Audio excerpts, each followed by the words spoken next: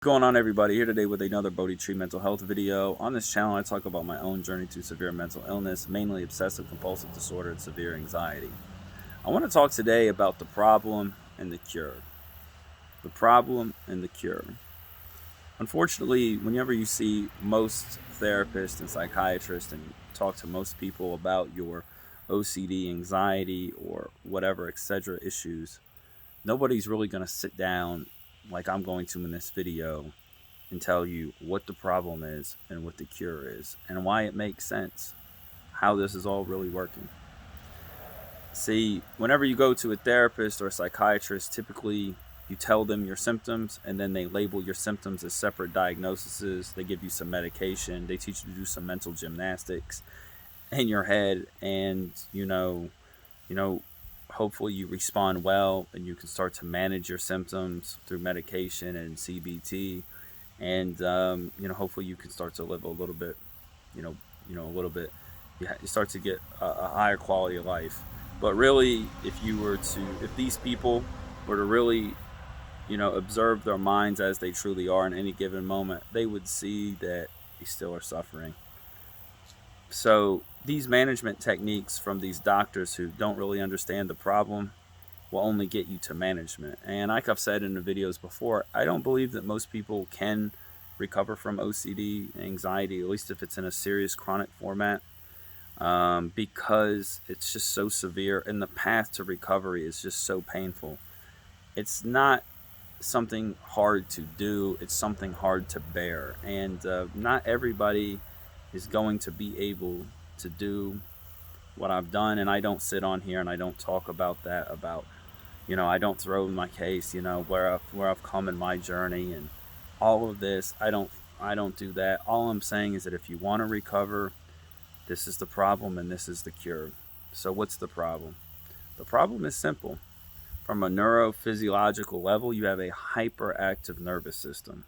I was in nursing school for a few years, and all, just to be honest, I failed out. So, but I took some A&P. It took A&P 1 and 2. And, there's this concept called homeostasis, where all the parts of the body, the central nervous system, the hormonal, the endocrine system, the cardiovascular system, the muscular skeletal system, all the different systems of the body, they're all in balance, they're all working together in harmony. And what happens is, like, whenever you have anxiety and PTSD, all these psychological conditions, your central nervous system, the command center of your brain, right? Your brain is the command center of the body, right? All right, it goes out to all the other organs and all the things. It goes down from your brain all the way through your spinal cord, and all of your nerves stretch all the way out all the way to the tips of your hands, to the tips of your toes, all throughout your body. Okay, so your central nervous system is intertwined with all over your body, and everything that you experience is actually being experienced in your brain, or maybe, as some non-dual people would say, in your mind. But we're going to stick on science today, and we're going to say in our brain. So what happens is that different parts of the brain, like the amygdala, it's hyperactive, the frontal lobes deteriorated, different parts of the brains are hyperactive, underactive, and the central nervous system is wrecked. And when this central nervous system is wrecked, you experience all type of symptoms. You go from homeostasis to a negative feedback loop. It's like a perpetual negative feedback. And that's the problem with anxiety, and that's the problem with these mental health conditions, is that they're a negative feedback loop. You can experience these symptoms. You can just start, it's easy to see as you recover how easy it is to develop OCD and anxiety. If you experience these symptoms, and they feel real, of course they feel real. Your feelings feel real, you know what I mean? Obviously, they feel like they're your feelings. They feel like they're your feelings, so they feel real. You're experiencing anxiety, so you try to get rid of that anxiety. It makes sense, right? And then that just perpetuates that. It just perpetuates that loop. And the more you dig down into your compulsions, into your behaviors, mentally and externally, it's very easy to dig yourself into a place of array of symptoms: anxiety, depression, derealization, panic attacks. You go to the doctor, they label these, they turn your symptoms into labels, and then now you're managing your symptoms but your symptoms are also diagnoses. It's weird. But the system is simple. It's just your brain is hyperactive, you know, and, like for instance, common symptoms, and when you really are aware of what's going on in your mind and in your body, you become aware of the tightness in the muscular cells. So, your muscles are tight. You have a tension headache. You got your hormones are messed up. Your sex drive is low. Your appetite is maybe under or over. You got all these symptoms. All these physiological symptoms and all these psychological symptoms, but they're both the same. They're the same problem. Your nervous system is wrecked. That's it. Your nervous system is wrecked. It's out of homeostasis. It's in a negative feedback loop. So that's what's the problem. Just this hyperactive central nervous system. The brain is wrecked. That's why it's a disorder. It's a disordered brain. You have a disordered brain. On a fundamental scientific level, your brain is disordered. It's not in order. And because of that, you experience physiological and psychological symptoms. How do we heal this? How does this get better? Is it through medication? Is it through CBT? No. Not the cure, maybe the management. But the cure is through living mindfully.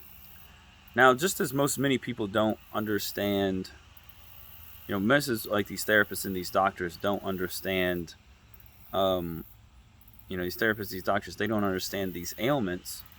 Okay, they don't understand OCD and anxiety and these type of symptoms and what's going on. A lot of people, they don't understand meditation and mindfulness and why it heals the body. Whenever so like, I'll give you an example. A lot of people, they say like meditation or mindfulness, it's like a workout for your mind, and every moment that you're present, it's like a bench press. I've heard this on many different introductory apps or introductory courses on mindfulness and meditation. It's not true. It's not true. When you're in the present moment, it's a non-doing. Every moment that you come out of your mind and into the present moment, what you're doing is you're giving your body a moment, your brain and your body a moment to heal. That's all you're doing. You're getting out of the way. You're getting out of that cycle of anxiety and thought. Zephyrin, you're stepping out of that. And in that moment, okay, your mind starts to heal itself. The central nervous system starts to come down. Now, the reason it feels like a doing, and the reason that it feels like you're doing something when you're practicing mindfulness and meditation, okay, especially when you're just maybe catching glimpses of the present moment or whatever. Some people catch on to this, more than others. Why it feels like a doing is because when you step out, you may start to feel your body. You might feel weird, like you've done something, but you feel like you've done something, like you pop out of your brain. It almost feels like you're popping out. But if you stay with that, what you find is that no, you're not doing anything. What you're doing, the thinking, the ruminating, that is the doing. You're undoing that. So mindfulness is not a bench press. It's not a doing. It's a non-doing. You're getting out of the way of you're getting out of the psychological symptoms of anxiety, OCD, depression, derealization, depersonalization. You're getting out of the way of these symptoms, okay? And you're getting out of the way of that, and you are allowing in that moment for your body to heal. So what happens when you go from meditation to living mindfully, which is what we need to do? We need to learn to live in the present moment, to live in the here and now. We don't need to be on Zaza Zen cushions the rest of our lives. I remember I had a therapist one time. I was excited about it. He said he went to India to some type of retreat or something like that. He said, I meditate 10 minutes in the morning and 10 minutes in the evening. I said, well, I'm living mindfully all day. I'm just living in the present moment all the time. That's what I'm doing. And he was kind of shocked by that. And, I don't know why anybody would continue to have that dialogue in their head when they realize that dialogue ain't real. But that's not what we want to do. What we want to do is we want to live completely in the present moment. That's it. We need to live in the here and now, and only in the here and now, because that's the only thing that exists. Everything else is just signs and all symptoms of our suffering, of our pain, of our hyperactive nervous system.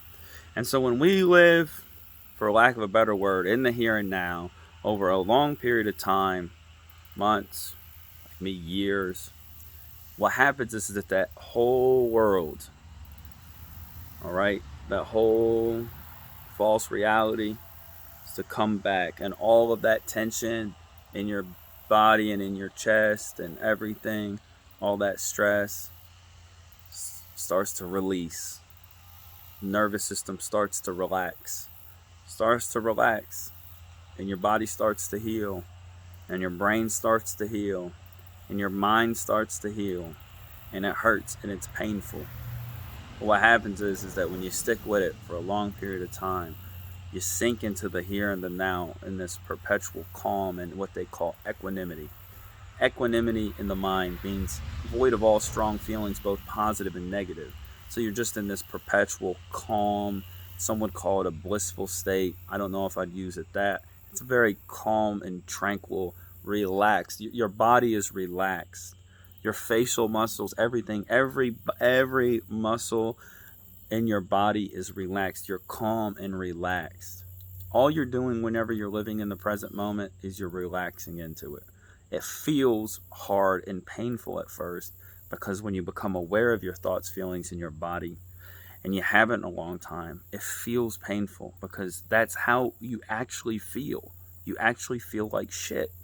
You feel like garbage. Really, you feel like garbage, because you have a disordered brain, because your nervous system is hyperactive. And so you just got to relax, wear it, you and just live in the present moment. Whatever life comes, whatever thoughts, feelings come, just observe yourself being yourself.